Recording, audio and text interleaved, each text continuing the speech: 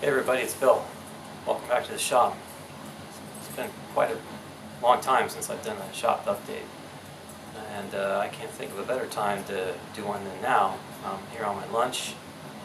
Let me show you some areas where we've improved the shop, and we've got some new equipment, and let's get to it.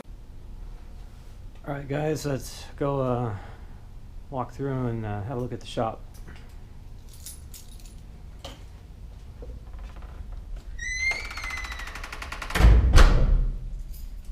And maybe we'll go rock around outside and kind of get the lay of the land.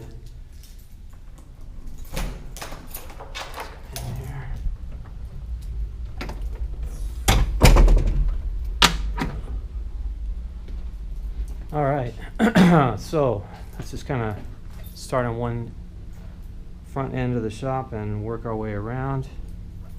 So these cabinets here previously had a lot of stuff in them, and these, I think, these metal cabinets with the glass doors, I think, were surplus items. In my opinion, not the best type of cabinet to have in a shop, but it's what we have to work with. So one of the things I did was they were kind of perched up on a shelf unit that wasn't too stable, and I didn't really check that thoroughly, and I started putting stuff in there, and I had almost one of them slide off there, so I got rid of that. And I think the idea was, by having these raised, you could put items here, but as anyone knows in a shop, you know, horizontal surfaces are bad news. You just end up collecting stuff. So my thought was, again, to put these down and make them more stable. But then when you open and close here, that forces you to keep this area clear so you can actually use it to work and everything. It forces you to clean as you go.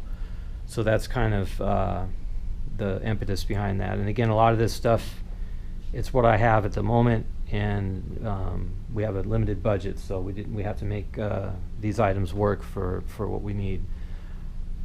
Over here, we did have that piece of furniture, and I looked at it for a while.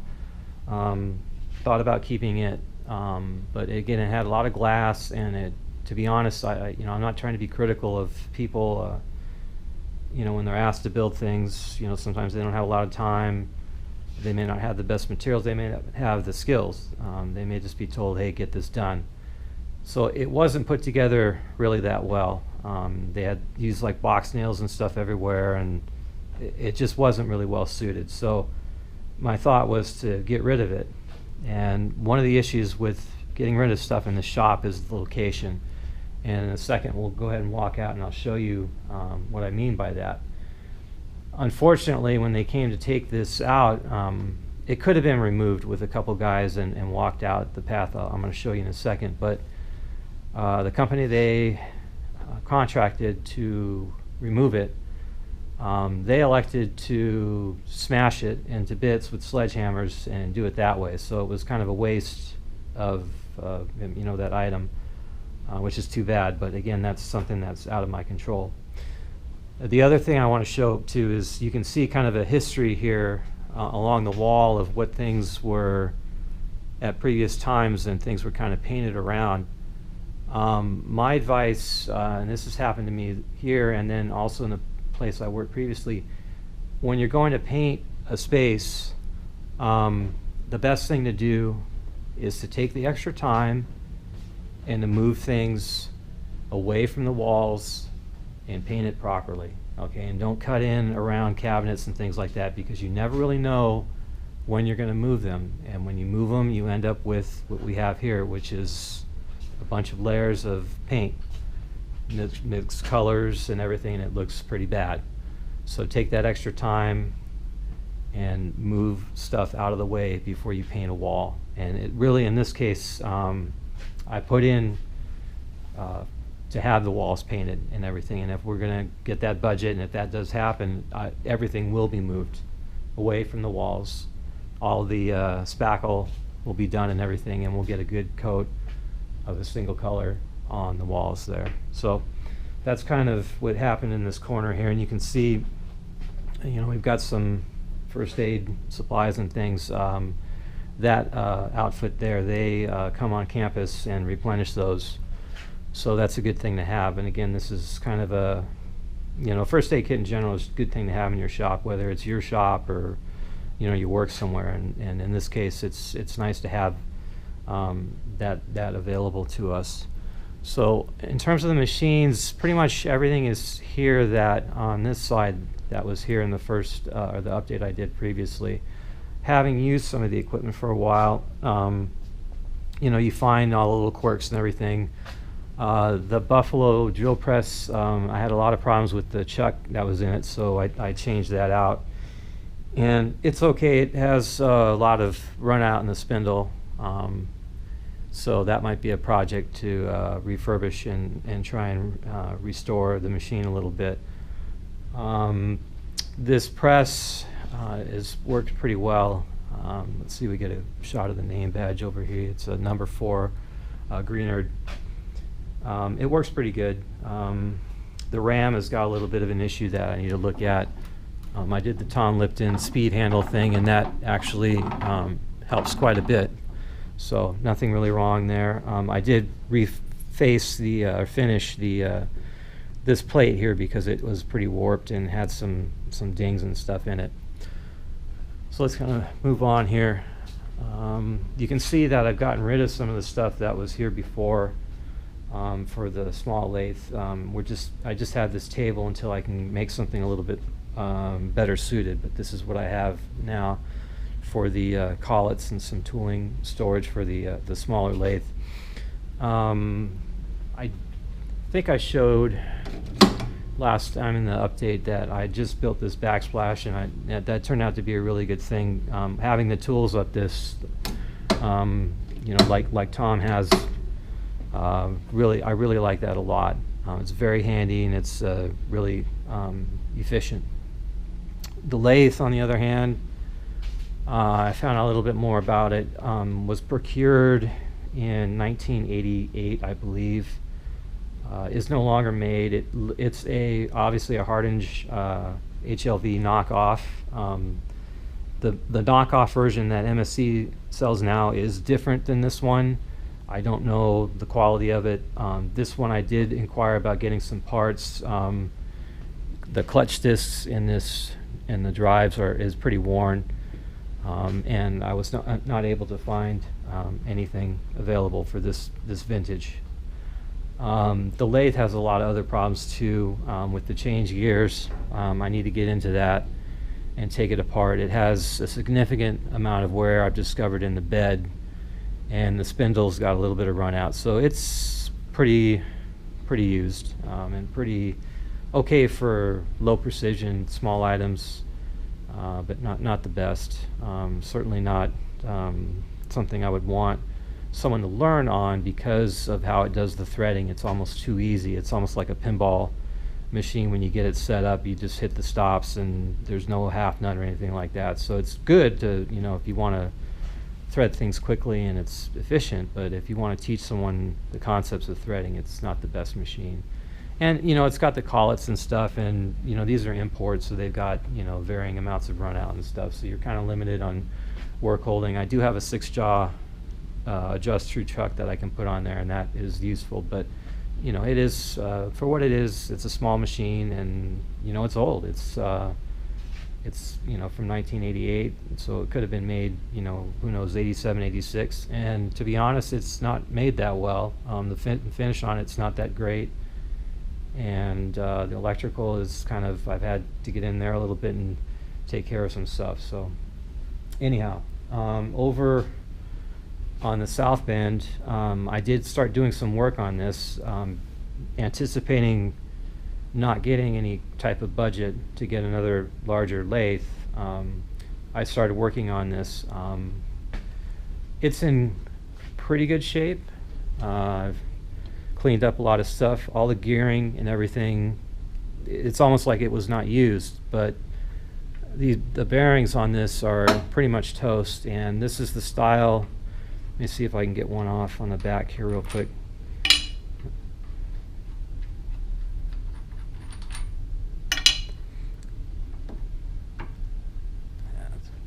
gonna be able to get this one off. Gotta take the cover off here. Yeah. Anyhow, they're shot. They're not the bronze inserts like they switched to, because this is a pre-World War II machine. So, you know, it's got a lot of scoring and stuff on it, and there's really not a lot you can do other than try and rebore that and maybe bush it. Let's see, I don't know how well this is going to show up underneath. I think I posted some stuff on Instagram on the motor. The motor's actually in really good shape. It runs well. I cleaned it up. Bearings are fine. The lower pulley assembly, again, it's got Babbitt bearings that are cast in there, and they're pretty much toast, so that would necessitate repouring those to get that to where it would be, you know, workable again. So I was working on doing that, but I kind of put that on hold because I'll walk around and I'll show you we did get some funds to get another machine. So that's kind of where I'm at with the South Bend. It's kind of a work on it when I can type thing, and when I have spare funds in the budget. It's kind of, so some of this has changed quite a bit. The material rack was kind of going the other way, and you can see I've cleaned it up quite a bit.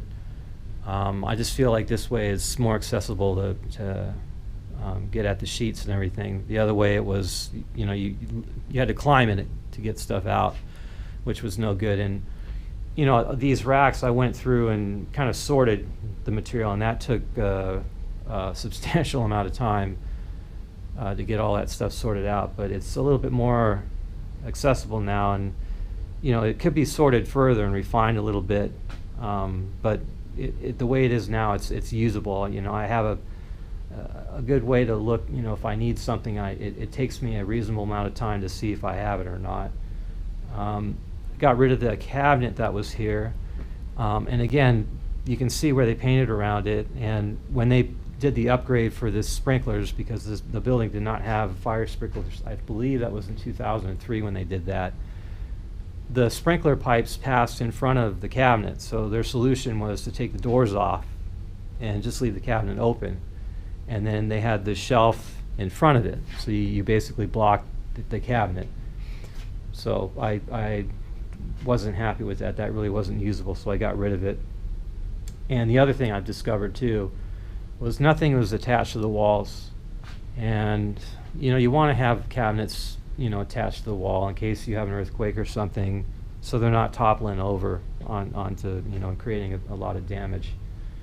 So I went ahead and this shelf unit is bolted up to the wall. It's not in a good place. I want to move some of this stuff around with the mill, but one of the issues I have is the floor, and we are actually standing on what I would call like a sub-basement. It's a crawl space type where you can kind of walk down underneath the building under this floor, and then as you get closer to the walls on the perimeter, you kind of run out of space there. You know, the floor is about, in the center, the slab's about 7 inches thick, and then it tapers out as you get closer to the ends of these walls here. The building was built in 1911, I believe, 1910, so it's pretty old, and that's not what I would consider great years for steel. You know, you think of Titanic and everything. They were just in the beginning of getting steel refined and everything, so it's not a really good floor. So they had, where the Bridgeport is now, at one time they had a Brown and Sharp horizontal, and that pad that you see the Bridgeport sitting on goes all the way to, appears to go all the way to the ground. I went under there and had a look.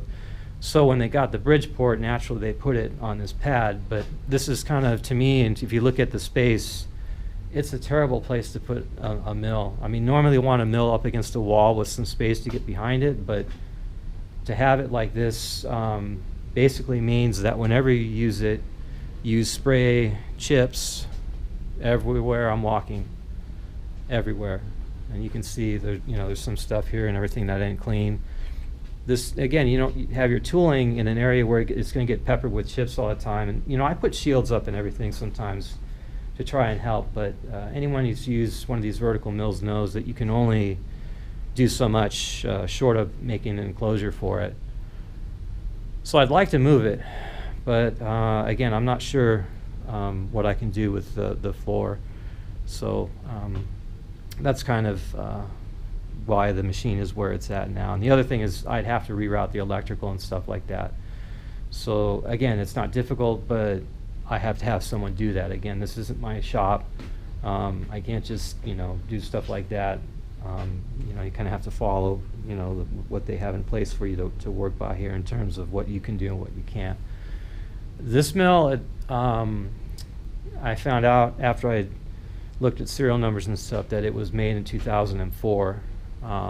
It has a lot of wear, which surprises me, considering it's still fairly new. I don't have exact records of what types of jobs and stuff they were doing, and I know for the most part, for the past, I want to say maybe 15, 25 years, it pretty much was just one person using this. So I'm really surprised at the amount of wear it has. It's the classic loose in the middle, tight at the ends action on your table. And when I first started using the mill, I noticed right away, there was so much backlash, so I adjusted. It's like they didn't adjust the backlash. They had, for some reason, they had this Y give so tight that it basically fried. It had a servo drive on the Y axis. It fried that, so I took that off and readjusted that. The other thing I found out is I was doing a job, and I'm not really doing high precision work here for sure. I don't have a lot of inspection equipment, and the demand for that type of work simply isn't here. But what I found was the scale on, I think it was the x-axis and the y, they were like 3 or 4 thousandths out of being parallel to the tables. So that introduced some error in the DRO, and it took me a while to figure out that I had an issue with that. So I resolved that, and other than that, the mill seems to work okay. The head's getting a little noisy. Again, I'm surprised considering like how unused it looks. When I've only been here 4 years, and I've done jobs on it, but not many, certainly not production. But I found some fly cutter type deals. Let me see if I can. Oh yeah, here they are. So these guys. So I don't know if they were doing a lot of fly cutting and stuff like that. I hear people say that when you run fly cutters and stuff like that, that's a little bit hard on the machine.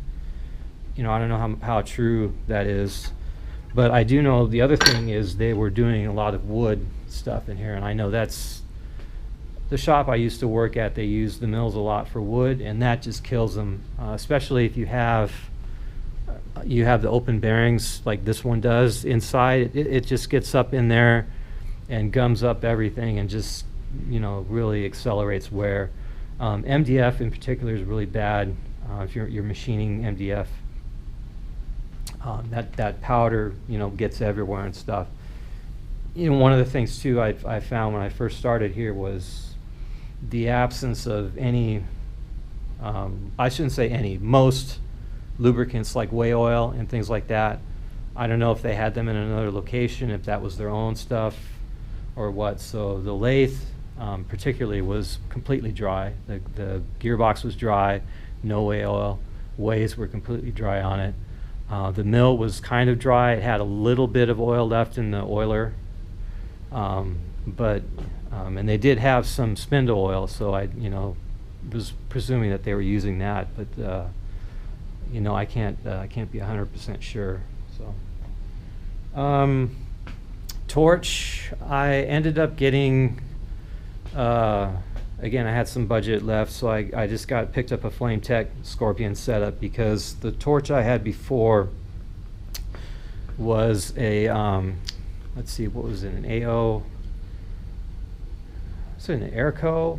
It was an older one that they don't make anymore. I wish I could remember the name, because when I was taking classes in high school, that was the torches we had. I think it was an Airco, and I couldn't really find parts for it that were reasonably priced and everything, so I just decided it would be better just to get a, something that took the Victor style accessories.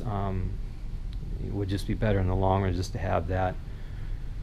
So the welders, the MIG welder is working fine. I had to replace the gun on it. It was just shot. I tried just doing the liner, but the trigger was bad and there was some other issues with it.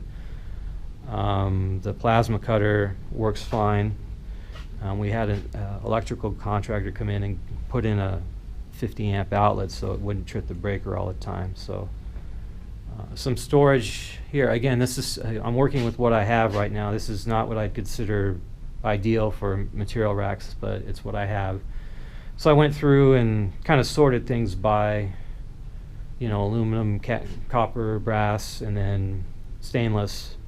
A lot of this stuff, again, I have no idea. Most of it's probably just A36 or 1018. Some of it I think might be chromoly. But again, I have no way of knowing what any of the stuff is. None of it's marked over here. So, and that thinned out quite a bit. Now I did get rid of quite a bit of stuff, but I had to make a decision. A lot of it was just junk. It really wasn't worth anything for me to make anything out of. So what I did was I gave it to our art department. So if students wanted to use it for sculptures or something, or kind of art pieces, they could use it for that. I've discovered that this fumid is basically for decoration.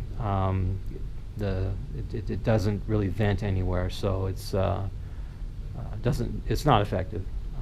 And that's one thing that we have a big issue with in the shop, and that is a lack of ventilation.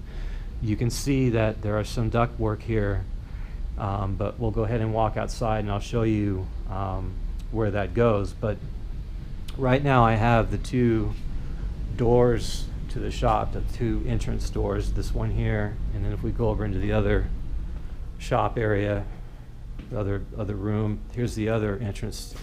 Those go into the hallway where they have classes and lectures and everything. So during that time I usually leave the doors closed or schedule my work to coincide to when there's not classes going on, because there is no source of fresh air to the shop unless those doors are open. So I guess now would be a good time to kind of walk and kind of show the lay of the land and one of the difficulties we have with the location of the shop. A lot of it has to do, before I go outside, because it might be a little bit windy or whatever, you may not be able to hear me that well. Again, this building was one of the first of 3 buildings on the campus, and other buildings have been added subsequent to this building. And what's happened is it's basically made this kind of a ship in a bottle, and you'll see that in just a second. So let me get the roll-up door here open, and I'll walk you outside. So I don't think I can do that one-handed, so hold on. We'll go ahead and do that.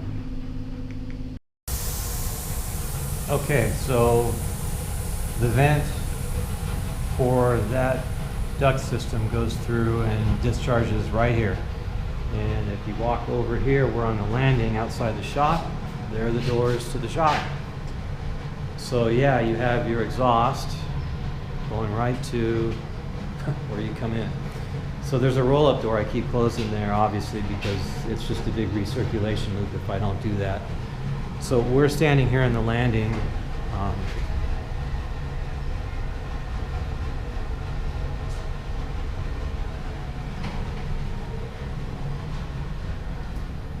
Here's our compressor, and this is actually new since I've been here. We had a old Westinghouse 3YC, I think, and it basically burned up. So that's an interesting story on that. I was coming into work in the morning, and I got close to the building, and I could hear really loud something going on. So I ran back here and opened this door, and this was just full of smoke, and the compressor was just done. So I took the head off of it and the motor, and I have those stored back there, but yeah, everything else was just kind of toast. So anyhow, that's our compressor, and this landing, when it rains, you can see I have some sandbags here. It leaks everywhere, and you'll see why in a second. We're actually below a walkway and stuff up there, so that's another issue. Is we have water infiltration here. So let's go ahead and walk, and I'll show you the path that we have to take to get anything in or out to the loading dock.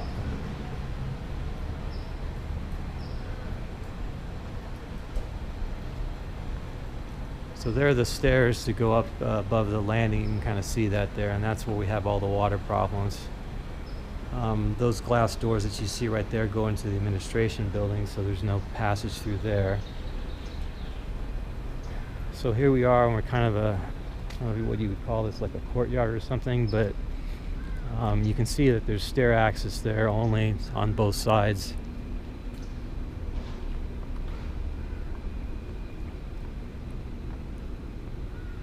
Again, these buildings were built much later than the building we're in here, which is this guy right here. Again, 1911 is when this building was built. So let's walk over to the patio here.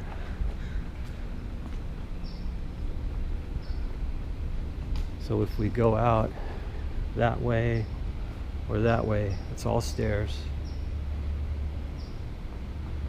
So the only pathway to a loading dock of any sort is through here. And I have a feeling I'm going to need my card key here, so that could be interesting. Let's see. See if we're red or not. Yep. Okay, 1 second.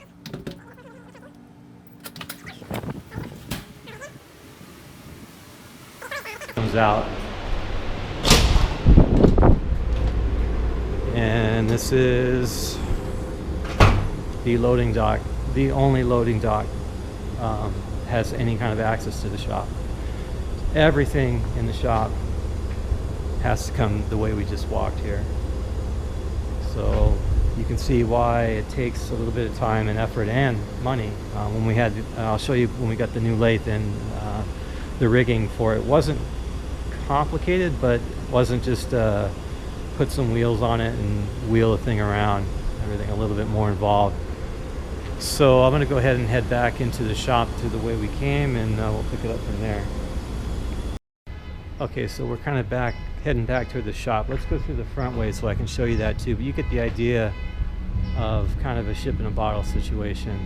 And again, that's just how things evolved here on campus. And it's my understanding that that shop has been in there since they built the building. So it's been in there for the duration. So let's go around the front.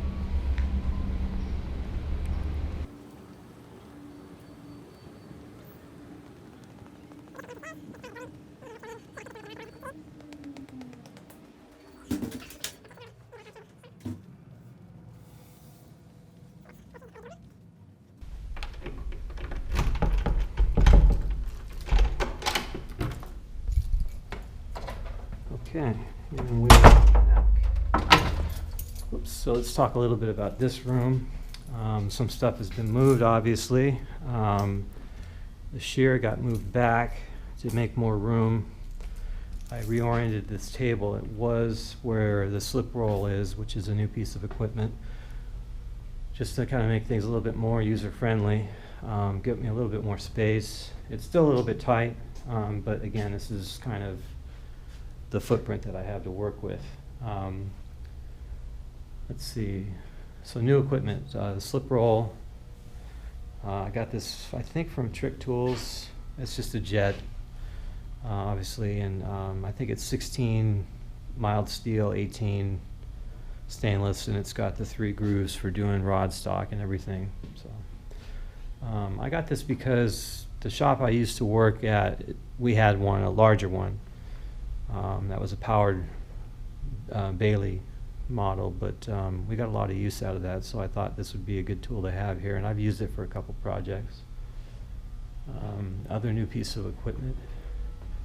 This has all been reconfigured. You see I built this table to hold all the grinders to kind of keep them away from the machinery as much as possible. We do have a little bit better ventilation here. This fan goes outside right where those stairs were. have these two large grinders. I'm not sure what I'm going to do with them.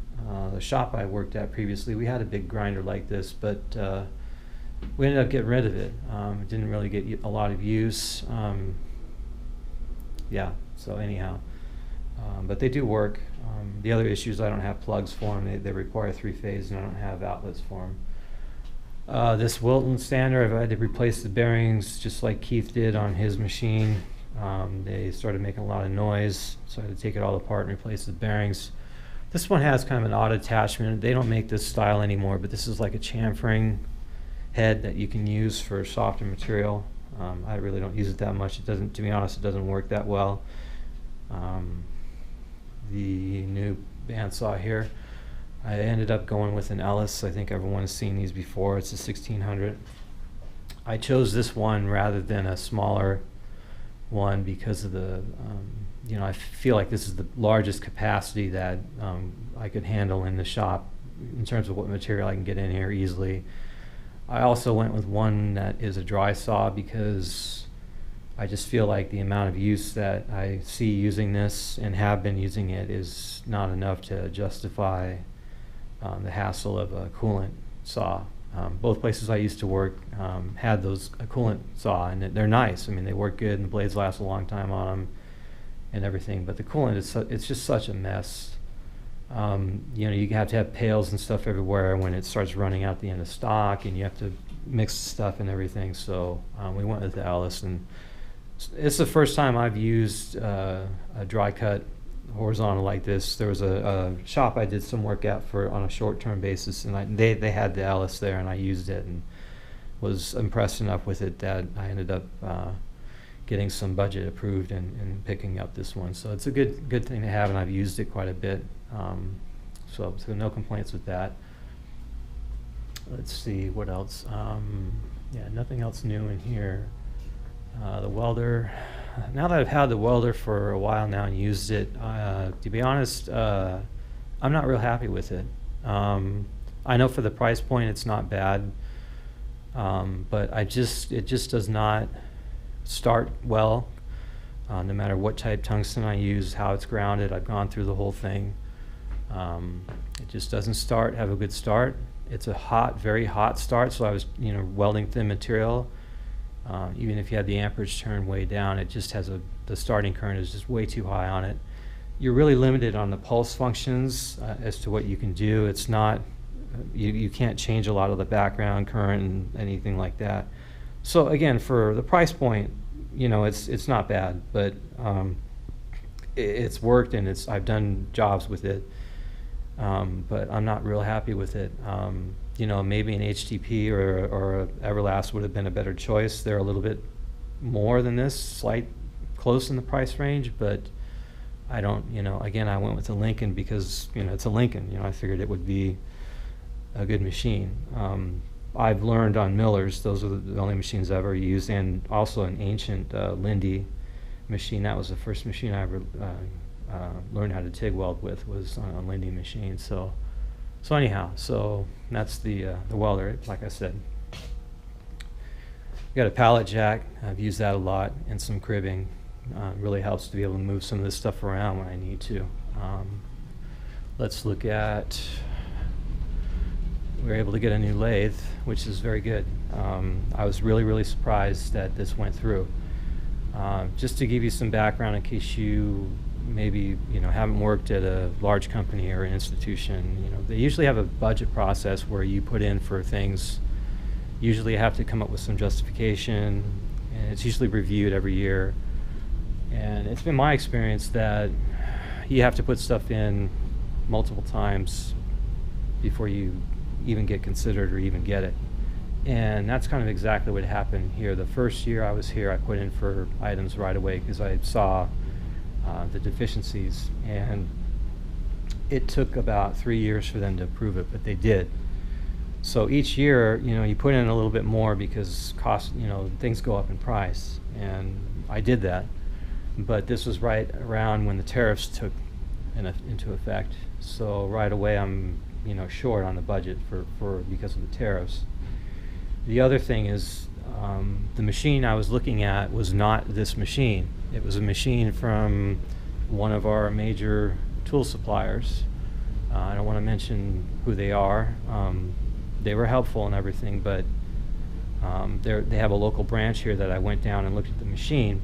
And the machine is described as a 16x40 with a 6 horsepower motor. And when I got there and looked at it more carefully, I realized how they do that is they have a 2-speed motor. And those really, it's been my experience, don't work very well, especially when you're on the low speed, when you want the torque and everything from the motor. You don't have it. You know, they basically take a higher voltage motor and they just play with the windings, you know, and use it in the high voltage mode when you're hooked up to a lower voltage. That's exactly what they did on this machine. And I can tell you that when you're running it at slow speed, it's just a dog. It just does not have any power whatsoever. So when I saw that, I asked them about it, and they kind of hemmed and hawed, and I said, well, that's kind of, you guys should put that in the ad because that's a big deal. That's not trivial. It's not automatic, you know, 6 horsepower at the lower speed. It's not. It's much less than half. So then I was kind of in a pickle. I got the budget, partially, you know, again because of the tariffs. So then I started looking at other machinery dealers, and ended up went with this Victor because one of the things is I was able to go look at the machine. They have a local branch. They gave me a substantial discount because we're a college, and I said, okay, that's, you know, we're going to go ahead and go with that one. I also looked at an Acura and a Brigham lathe, and those looked okay, but the price was, you know, way more than my budget, which was already overshot because of tariffs and things. So I talked to the business office, and they said to go ahead. So luckily they were able to accommodate that. You know, we went over on it. So this machine, you know, is what we have now. So it's a 16x60. So far I've been pretty pleased with it. It's a 7.5 horsepower machine. The only thing that I have an issue with is when you're engaging your carriage feed or your cross slide feed, this just does not work very well, and I might have to tear into it to see why. You know, it should push in all the way easy, and it doesn't, and you can see that it doesn't want to come out here, and I can't do it one-handed because I have to do both. But when I first started using it, what would happen is it would get stuck in between, and that was kind of bad because you would be feeding in, let's see, you'd be feeding in X, and then it would just start drifting in Z and crash into your workpiece. So you have to be really careful with that. So that's kind of my complaint with it. You know, the fit and finish on the thing is okay. You can see that, you know, some of the paint and stuff's coming off and everything. So it's not great, but, you know, it's a, you know, what do you expect for, you know, a Taiwanese lathe? Everything else on it is okay. This chuck here is the one that we had before. Again, I don't quite understand why they had this chuck on the lathe they couldn't really use, but they did, so I took this one off. This is a 10-inch run-true buck chuck, and machined the adapter plate for it and put it on here. And one of the issues that I'm having with this is I think there's a balance problem. Now, everyone knows, right, that you adjust these to run whatever you're turning true. So you got the 4 screws, you push it around and whatever. So I've done that on several different diameters of stock, dialed in the stock and got it running very true within like half a thou. I put my indicator on the body here, and it's only running maybe 1,000th out, so it's not that far off either. But when I start getting up to speeds here, like 1,000 RPM, this truck, by the way, is rated for 1,800. When I get to 16 or 1,000, I really get a lot of vibration. A lot of that, I'm sure, has to do with the floor. Again, you know, the floor has a lot of bounce to it, and when I landed this machine, I put it as close as I could to the center of the room, because under here, see if you can see that, is a column that runs between these 2 posts here. So, or a beam, I'm sorry, not a column, a beam that runs there underneath. So I figured it's the strongest part of the floor to locate that machine. And it still is kind of an issue when you're running at that RPM.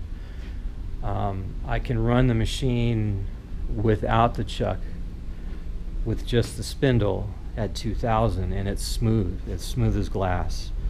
I can run the 3-inch, or I'm sorry, the 3-jaw 8-inch that came with the machine at speed, and it runs smooth. So there's an issue with the chuck, and I believe there's a balance issue. And again, I know that you do move this around when you're adjusting it, so it's not going to be running completely true, but you know, if it's only off 1,000th, I don't expect it to be that far out of balance. So anyhow, that is the only other issue I have with the machine. Let's see, so what else? This corner, I don't think I really showed this very much in the other previous update. Basically where those steel plates are, see if we can get you down there. The steel plates, there's a hole in the floor, and that is access to get underneath this section of the building. So what I did was I had those plates bolted down, and there's a C-channel that runs in between there, so that, you know, it's all tied together really strong, and that gives me space to put our flammable cabinet. And in the event that we need to get underneath this building, or this part of the section of the building, these are removable. We can take them out, and I made, let's get down here. Yeah, 1 second, guys. So I made some handles that basically bolt on. You can see where they go on the set screws, so that you can slide them out.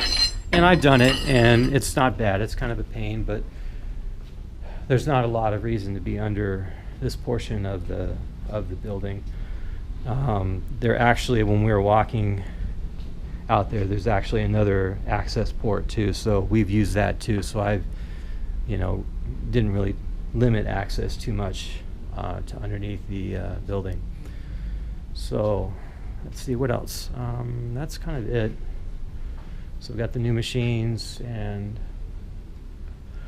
oh yeah, so I'm got some spare time here, and this is kind of a method of sorting. I think it's common sense. I think most people would kind of come to do it this way, but this is a way that I organized another shop, or a lab more specifically, when I inherited it, and it was a mess. And you know, every cabinet or whatever was kind of like this. Here, let me pull something out.